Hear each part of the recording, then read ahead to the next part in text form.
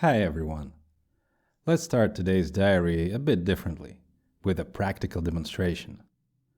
Let's say I have 2 days worth of new trading data that I haven't analyzed yet. And from that, I want to know which coins at which distances were the most profitable. And then I want to update my algorithms accordingly. Specifically, I want the coin and distance combinations that meet all of the following criteria.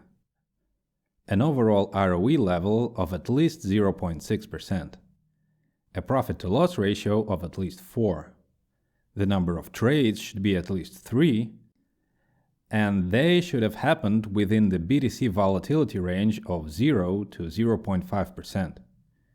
The coins must have a leverage of at least 20, and the trades must have happened within the last 2 days. How long do you think this analysis will take? Well, let's see. Let's start the timer.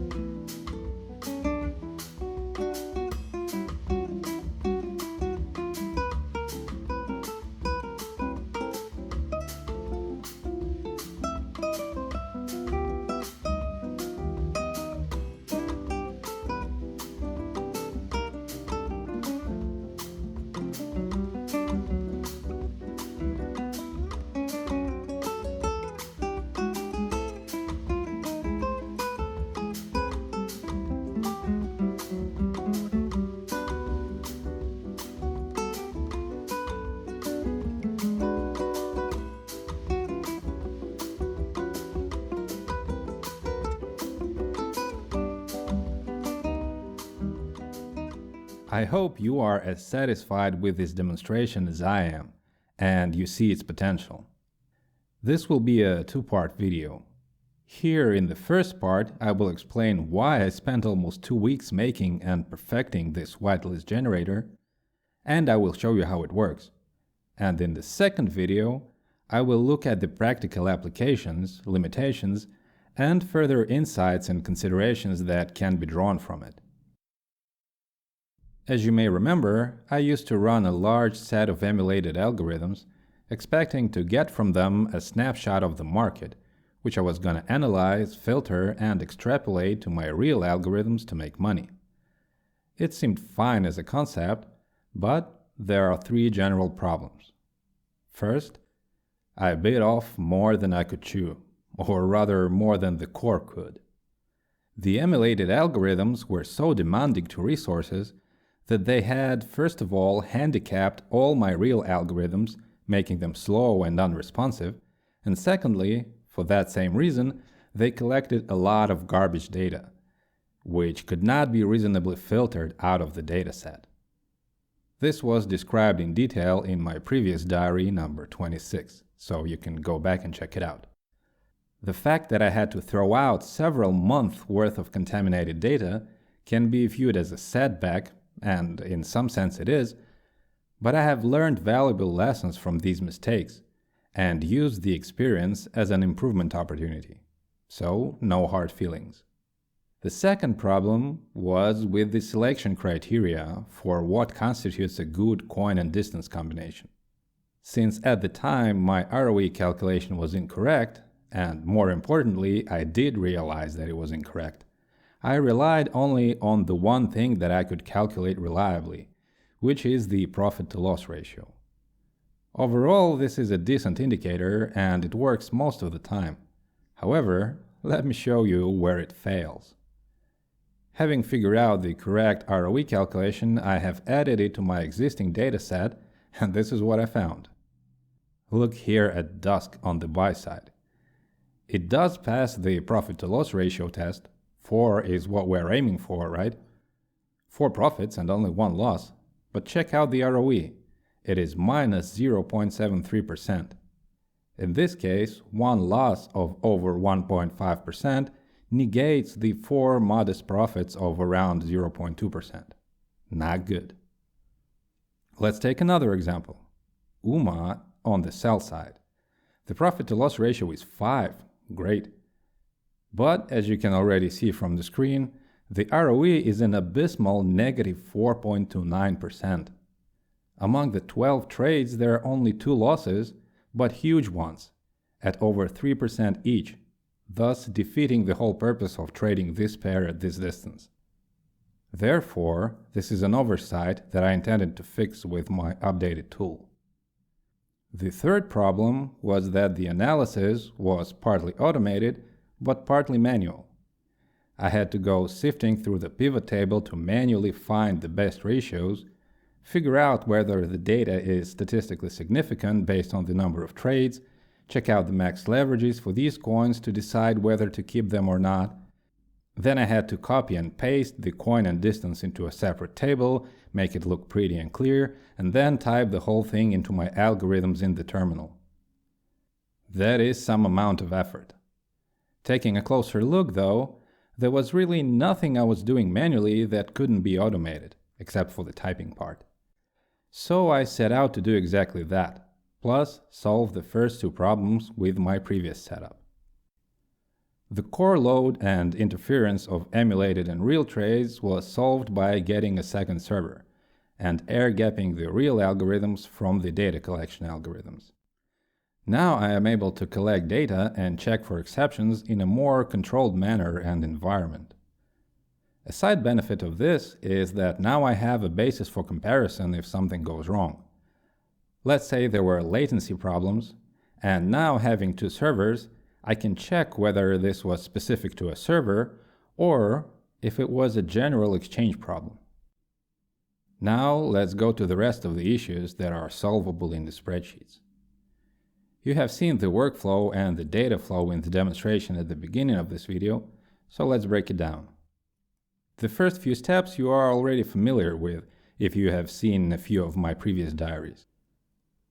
The raw data exported from MoonTrader goes into this first sheet, then it gets parsed onto the second sheet with a more readable format with all kinds of metrics updated here on top, and then the whole thing goes into a pivot table, and this is where most of the magic happens. An important change that made this whole thing possible is that, like magic, I got exactly what I wanted, exactly what I asked for a month or so ago. In the most recent update, the MoonTrader developers included all the available data on BTC volatility levels at the time of opening and closing each trade. So now I don't have to keep so many emulated algorithms to detect coin behavior at different BTC volatility levels. It's all right there. This dramatically simplifies my experiments. I can now use only 1 algorithm per distance per side with no BTC filter, and then sort it out in my spreadsheet however I want. My whitelist generator is heavily dependent on the pivot table having this specific format, where lines are grouped by distance with the coin list underneath each group. Then it has a bunch of metrics in columns split into the buy side and the sell side. There are no totals per coin, as this would be irrelevant. The algorithms are either buy or sell, so there is no third option. Many of these metrics are auxiliary or intermediate calculations, while the most important fields are carried further into the generator proper, and these are the ROE, the profit-to-loss ratio, and the number of profits and losses as the total number of trades. Here in this transit area, I am using some more than trivial formulas to output only the coins that meet the criteria above. As you will see, everything here is above 0.6 in ROE, above 4 in profit-to-loss ratio, and above the minimum number of trades. Once the selection is complete, the next transition area arranges it into a tight cluster here, broken down by distance. This is done using array formulas. Yes. You may have noticed that I have moved on to the full-blown Microsoft Excel from the free alternative, specifically because of how easy the array formulas work here. In the free Office alternative, it was a total nightmare. I have struggled with them for days before finally giving up and switching to the real thing.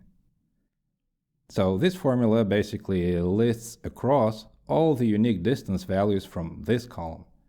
and then matches the coin name to the respective distance group on top. Finally, the coin lists are combined here into a format easily fed into the MoonTrader terminal. And also it shows you how many concurrent orders you would have in each algorithm. This is to make sure that I do not overload the core with too many orders at one time. So let's say I was very lax with my criteria, and I said to give me all the pairs that did not lose money. So ROE above 0, profit-to-loss ratio of at least 1, and at least one trade. Then we'd have more than 30 orders. Maybe that's a bit too much. The cool thing is that I can play around with these inputs to get the desired number of orders. Let's say I went with some rather high number on the target ROE and got an output of only a few coins. I can then relax the threshold until I get a reasonable number of orders, provided that the data exists to support it. Okay, that covers the mechanism and the first three criteria that I listed in the beginning: the ROE, the profit-to-loss ratio, and the number of trades. What about the rest? Where's the BTC range, the leverage, and the date? In my specific implementations, these are done via filters here. The leverage and date filters are pretty self-explanatory, but the BTC volatility is a bit trickier. Since MoonTrader now provides very granular data on BTC volatility for each trade, on top here I have made 6 custom BTC volatility ranges in ascending order that I can adjust however I want, and that would group all the trades into those given ranges. Imagine this as a continuum from 0 to infinity where I have custom cutoff points. So in this case, the ranges that I have are 0 to 0.5, 0.5 to 2, 2 to 3, 3 to 5, 5 to 10, and 10 to infinity. These are all fed back into the pivot table so that I can filter by whatever range I want.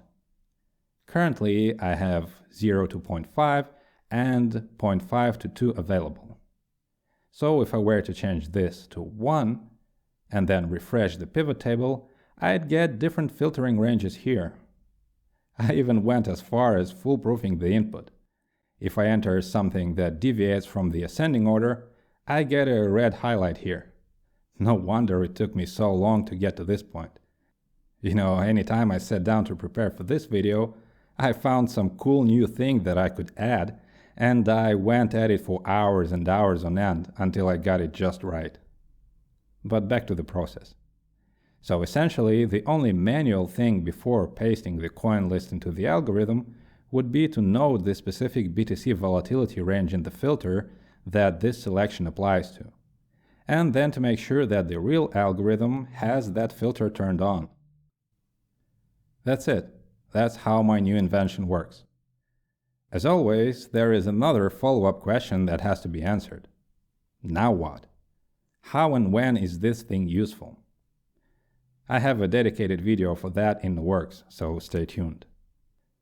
Now, what have we learned today? Number 1, Excel is the greatest thing since sliced bread. Just kidding. The alternatives, of course, have their own place, and the free software served me very well up until this point for quite some time. But now, for me and my needs, there is no other way. Well, the real number 1 is that mistakes, even the costly ones, can lead to a better understanding and better ways of doing things. I think that the net cost of making this tool to my wallet is over 30 USDT in losses. Hopefully this investment pays off in the future. Number 2, automate what you can. I don't know, maybe you are an intuitive person and an intuitive trader, and you just feel the market, but until I get to that point, I want to make sure that my number crunching is as painless and as easy as possible. Of course, at the end of it, the human must come in and interpret the output before making real trading commitments, but why waste energy and brainpower when relatively basic math can do it for you? In fact, anyone using MoonTrader does the same thing already. You provide the guidelines and the rules in your algorithms, and then the machine does the brunt of the work for you. So I'm not reinventing the wheel here.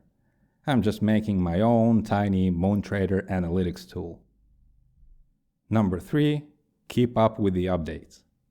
The inclusion of BTC volatility for each trade is a great breakthrough for my specific approach and for my specific needs.